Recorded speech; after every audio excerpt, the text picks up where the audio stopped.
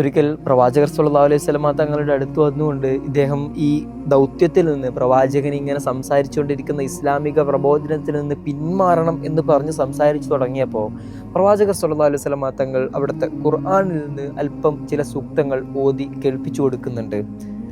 ആ നിമിഷത്തിൽ നിശ്ചലനായി പോവുകയാണ് വലീദ്.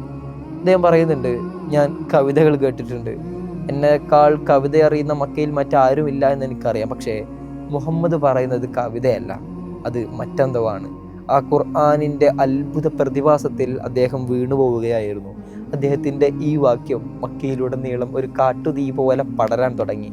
തൻ്റെ സ്വന്തം സഹോദരൻ ഹിശാം ബിൻ മുഈറയുടെ പുത്രനായ അബൂജഹൽ അത്ര വലിയ കൊടും ശത്രുവായിരിക്കെയാണ് പ്രവാചകനെ അനുകൂലിച്ചുകൊണ്ട്, അല്ലെങ്കിൽ ഖുർആനിനെ അനുകൂലിച്ചുകൊണ്ടുള്ള ഈ വലീദിൻ്റെ പരസ്യമായ പ്രഖ്യാപനം അദ്ദേഹത്തെ അത്രമേൽ ചൊടിപ്പിക്കുന്നുണ്ട്. അബൂജഹൽ നേരെ വരുന്നത് വലീദിൻ്റെ അടുത്തേക്കാണ്.